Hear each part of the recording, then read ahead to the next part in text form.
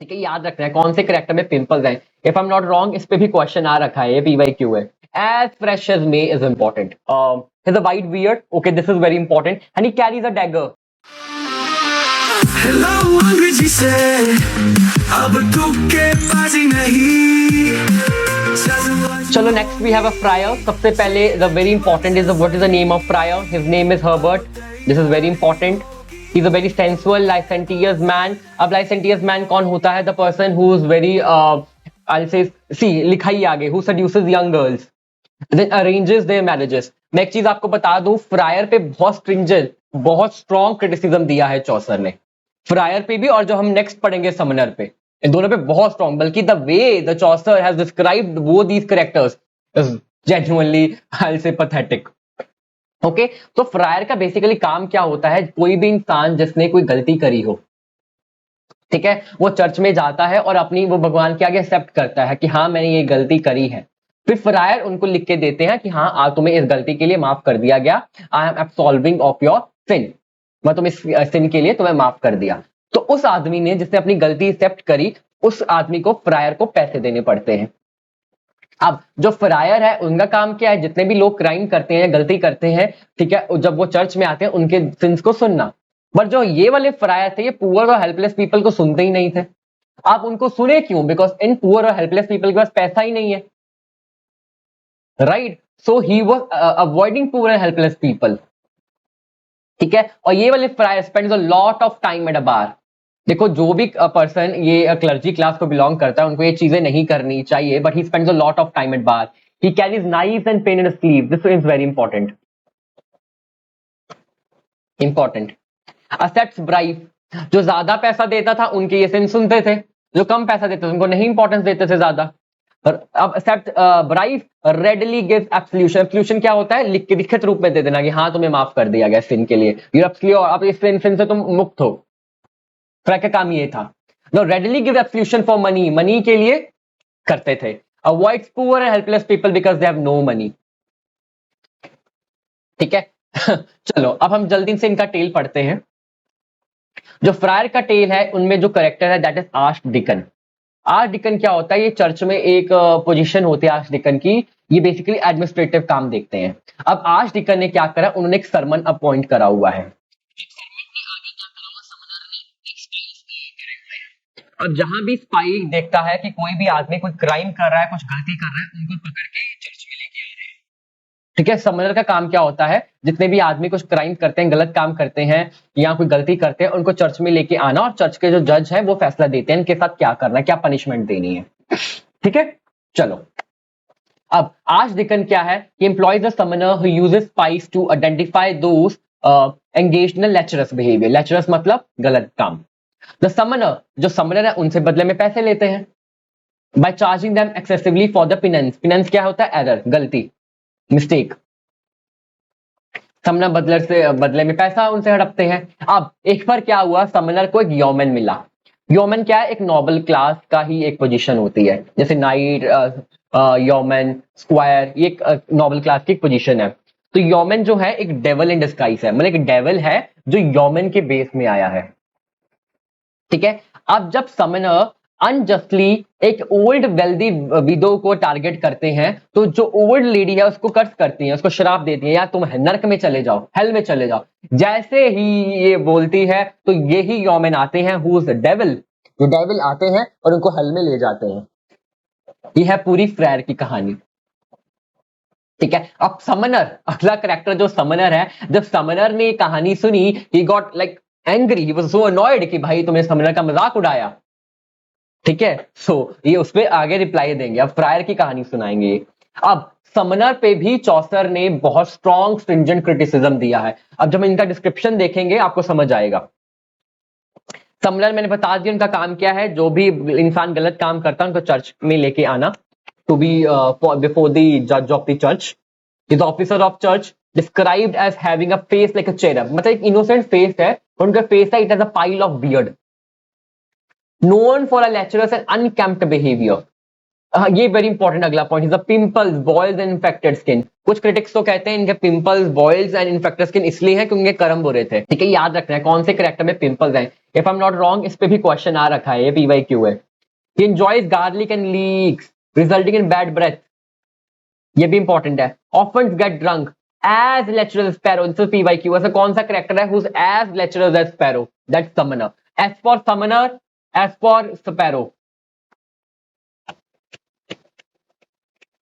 ठीक है, अब समनर ने जब फ्रायर की कहानी सुनी, he was so infuriated, he was so annoyed, उसको बहुत बुरा लगा। तो उन्होंने पहले अपने सारे लोगों को बोला, जितने भी वहां पिलग्रिम्स आए थे, कि मैं एक चीज आपको बता दूं, that what is the difference between fryers and feed. ठीक है, तो उन्होंने कहानी शुरू करने से पहले एक चीज बताई कि जब एंजल फ्रायर को हेल में लेके गई, उनको दिखाने के लिए, देखो भाई तुम्हारे गलत काम क्या है, तुम्हारे गलतियां क्या क्या हैं। तो फ्रायर जब हेल में चले गए, उन्होंने आसपास देखा, उन्होंने देखा कोई भी और फ्रायर नहीं है। तो उन्होंने एंजल से पूछा, भाई और कोई फ्रायर हेल में क्यों नहीं है? तो एंजल ने क्या करा, सेटन की पूंछ को उठाया। जैसे ही सेटन की पूंछ को उठाया, 20,000 friars came from Satan's. मतलब फ्रायर का ऐसे मजाक उड़ाया समनर ने। तो फिर जाके जो कहानी सुनाई, जो अपना टेल है उनका, वो भी समनर फ्रायर के बारे में ही है। चलो, अब देखो समनर्स के टेल में क्या है। Friar just tries to get a money from a dying man and his wife who recently lost their child. एक बुजुर्ग आदमी और उनकी वाइफ जिन्होंने रिसेंटली अपना बेटा खोया है, उनसे पैसे हड़पने की कोशिश करी।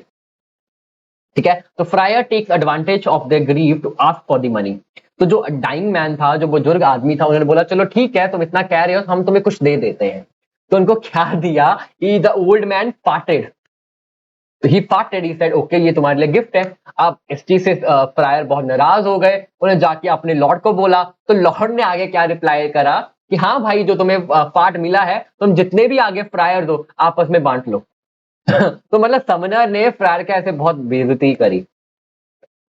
राइट, तो इनमें एक जो कोल्ड वॉर चला है फ्रायर और समनर में। एंड यस, चौसर ने फ्रायर और समनर दोनों पे बहुत स्ट्रिंजेंट, बहुत स्ट्रॉन्ग क्रिटिसिज्म दिया है।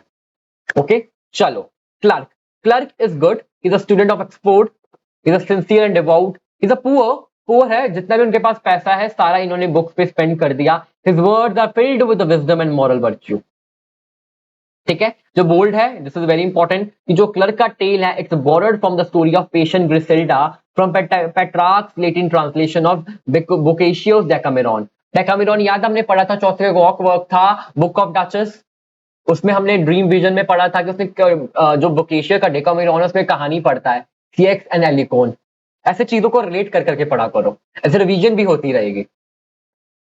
ठीक है, तो क्लर्क का टेल किससे आया है? पेशेंट ग्रिसेल्डा वाली कहानी से। तो जो क्लर्क का एग्जैक्टली कहानी भी है, जो होस्ट सॉरी जो क्लर्क कहानी बताएगा, उसमें भी करेक्टर ग्रिसेल्ड ही है। वेरी ब्यूटीफुल कहानी है। चलो यार, अब इतनी नेगेटिविटी हो चुकी थी, फ्रायर ने इतनी नेगेटिविटी कर दी, समनर इतनी नेगेटिविटी कर दी। जो होस्ट है हैरी बेली, उन्होंने क्लर्क को बोला भाई अब तुम कुछ शांत कहानी बताओ, चीयरफुल सी कहानी बताओ। ठीक है, तो फिर वो कहते हैं चलो मैं कहानी बताता हूं। चलो, अब ग्रिसेल जो है एक हार्ड वर्किंग पीजेंट है। ठीक है, हु मैरीज इनटू अरिस्टोक्रेसी। ठीक है, अब जो ये ग्रिसेल है, इनका जो हस्बैंड है, उनको कहता है कि भाई मैं तुम्हें डिवोर्स दे रहा हूं, और जो हमारे जो बच्चे हैं मैंने उनको मार दिया। हालांकि इज लाइंग, झूठ बोल रहा है, प्रैंक कर रहा है। वाई? जस्ट टू चेक वो कितनी फेथफुल है, कितनी लॉयल है, उसका फोर्टिट्यूड चेक करना है। ठीक है, उन्होंने बोला भाई मेरी एक नई शादी है, ऐसा करो तुम नई शादी के लिए तैयारियां करो। जैसे जैसे वो बोलता गया, ग्रिसेल्ड वो चीजें करती रही। She was so obedient. Immediately जैसे बोला तैयारियां करो, वो चली गई तैयारियां करने के लिए। तो लास्ट में उनको बोल देते हैं जो हमने तुम्हें डिवोर्स दिया है वो एक प्रैंक है, वैसा कुछ है नहीं। ठीक है, दोनों एक मिल जाते हैं, हैप्पीली साथ रहते हैं। तो ऐसे एक हैप्पी एंडिंग हो जाती है। तो क्लर्क ने थोड़ा मूड लाइट कर दिया एक अच्छी कहानी बता के। ठीक है, चलो अगला we have a merchant. So merchant deals in furs and textiles, exceptionally from the Flanders. Flanders, you know that, is a very shrewd and arrogant, kept his wealth secret. इसको बॉक्स बना लो, represent the emerging middle class. ठीक है, अब इसकी कहानी भी बहुत interesting है। ठीक है, अब ये कहानी बताते हैं on the down sides of marriage. चलो, अब एक कहानी है कि ओल्ड नाइट है जिसका नाम है जनवरी। जनवरी शादी कर लेते हैं विमेन जिसका नाम है मे, ठीक है। जनवरी मैरिज विद द मे। अब जो मे है उनको चीट करती है जनवरी की, कैसे? With squire Damian. अब जो जनवरी है वो ब्लाइंड है। Now when January use the blind takes May into the garden, वो जनवरी जब मे को गार्डन में लेके जाते हैं तो जो मे है वो पियर ट्री के ऊपर चढ़ जाती हैं, ठीक है। And has intercourse with the demon, is a physical intimacy with the demon, so she's cheating. So despite his sight being restored, अब क्या होता है, जो प्लूटो भगवान है वो इनकी आईसाइट रिस्टोर कर देते हैं जनवरी की, वो सारी चीजें देखते हैं। तो May convince January that he's still blind. May दोबारा जनवरी को बोलते हैं नहीं नहीं तुम अंधे हो, तुम अंधे हो।